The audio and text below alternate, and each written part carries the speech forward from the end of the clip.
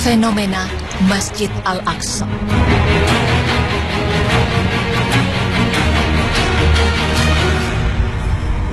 Masjid Al-Aqsa.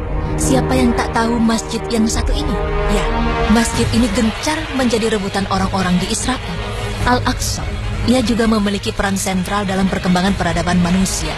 Karena sejak dahulu, tempat ibadah ini menjadi tempat tersebarnya syiar-syiar para nabi alaihi assalatu wassalam.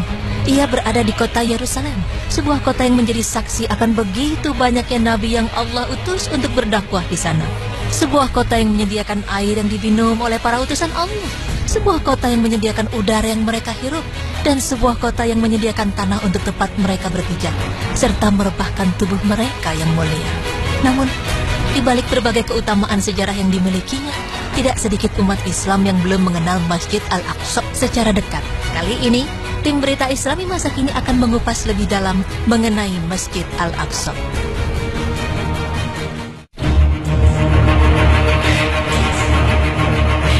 Sebelum jauh mengenal tentang Masjid Al-Aqsa, hal pertama yang hendaknya kita ketahui adalah nama-nama sebutan untuk Masjid Al-Aqsa. Kata Al-Aqsa artinya adalah jauh. Disebut jauh karena letaknya yang jauh dari Masjidil Haram atau masjid pertama di muka bumi.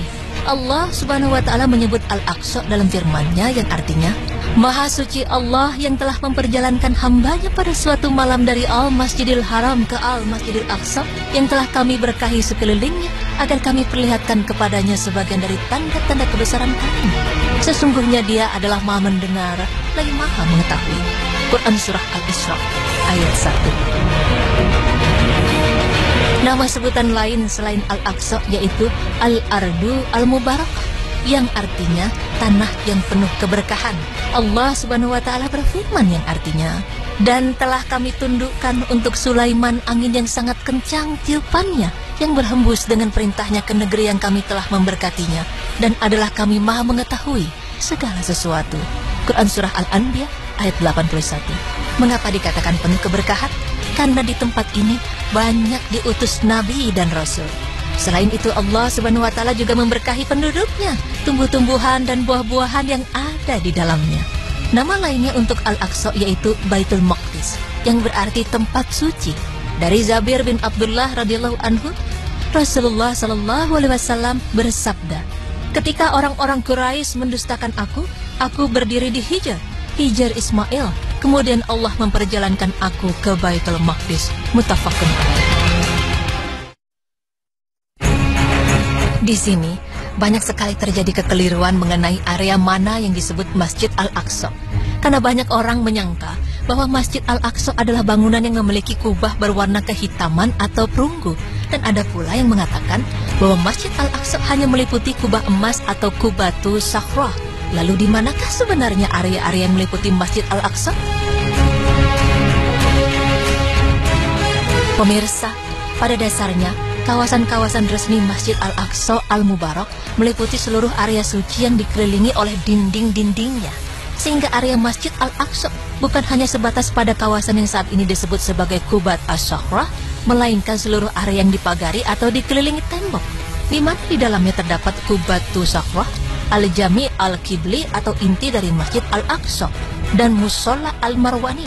Itulah seluruh bagian yang disebut Al-Aqsa. Lalu berapakah luas Masjid Al-Aqsa? Kawasan Masjid Al-Aqsa memiliki luas mencapai 144.000 meter persegi. Area ini menempati 1/6 luas kota Al-Quds lama. Tembok-tembok pembatasnya memiliki panjang sekitar 491 meter di bagian barat, 462 meter di bagian timur, 310 meter di bagian utara, dan 281 meter di bagian selatan. Uniknya, luas Masjid Al-Aqsa ini tidak bertambah dan berkurang dalam kurun sejarahnya. Sungguh berbeda dengan luas Masjid Al-Haram dengan Masjid An-Nabawi yang terus mengalami perluasan hingga saat ini. Lalu, mengapa masjid ini begitu diperebutkan? Apa sajakah sebenarnya keutamaan-keutamaan dari Al-Aqsa tersebut? Pemirsa, tentu semua kita tahu bahwa Ka'bah adalah kiblat bagi orang Muslim. Tapi tahukah Anda bahwa Al-Aqsa lah kiblat umat Islam sebelum Ka'bah Al-Musyarafah?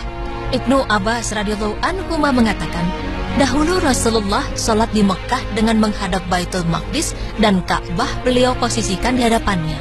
Setelah 16 bulan dari hijrah beliau ke Madinah, beliau sholat dengan menghadap Ka'bah. Hadis riwayat Ahmad. Keutamaan berikutnya adalah bahwa bagi siapa yang sholat dalam komplek Masjid Al-Aqsa ini, baik di bawah pepohonan yang ada di sana, teras-teras di Qubatus Safrah, atau di Jami Al-Qibli, maka pahala sholatnya akan dilipat gandakan. Hal ini sebagaimana sabda Nabi Muhammad SAW dari Abi Dzar radhiyallahu anhu, beliau mengatakan, "Satu sholat di masjidku lebih utama dari 4 sholat di Masjid Al-Aqsa, dan Masjid Al-Aqsa adalah tempat sholat yang baik." Dan hampir tiba suatu masa di mana seseorang memiliki tanah seukuran tali kekang kudanya.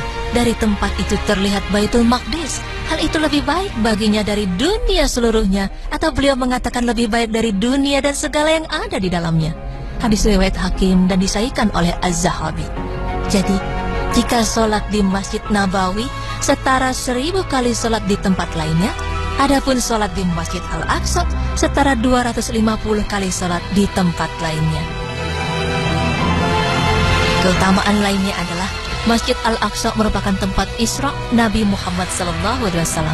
Allah Ta'ala berfirman, "Maha suci Allah yang telah memperjalankan hambanya pada suatu malam dari Al-Masjidil Haram ke Al-Masjidil Aqsa, yang telah kami berkahi sekelilingnya, agar kami perlihatkan kepadanya sebagian dari tanda-tanda kebesaran kami. Sesungguhnya dia adalah Maha mendengar, lagi Maha mengetahui." Quran Surah Al-Isra ayat 1. Dan pada momen Isra itulah Nabi Muhammad SAW menjadi imam salat bagi para nabi. Hal ini menunjukkan betapa berkahnya tempat ini. Keutamaan selanjutnya yaitu Al-Aqsa adalah permukaan bumi yang dipilih Allah untuk menjadi tempat landasan dari bumi menuju Sidratul Muntaha atau Mi'raj.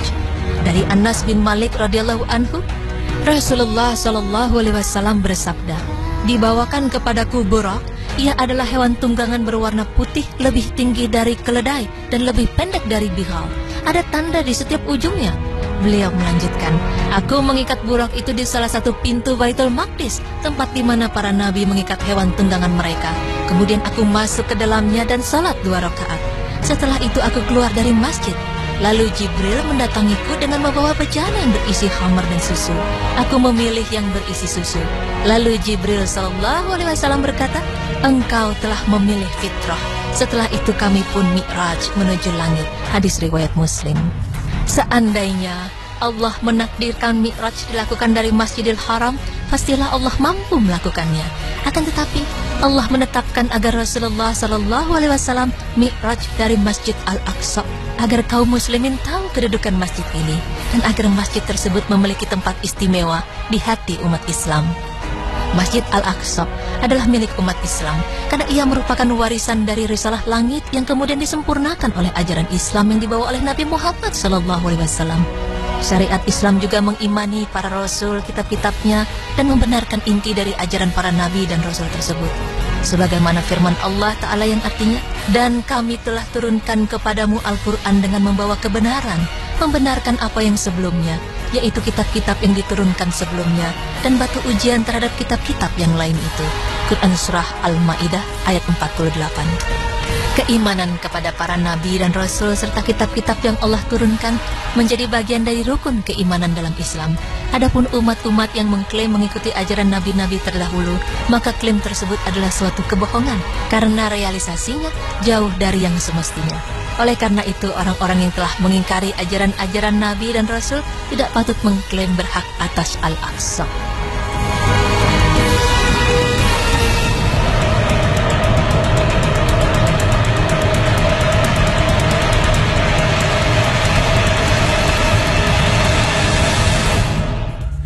Oke, ada 3 masjid yang kita mendapatkan pahala lebih ketika kita melakukan sholat di sana. Jadi pertama di Masjidil Haram 100.000, saya pernah tahu.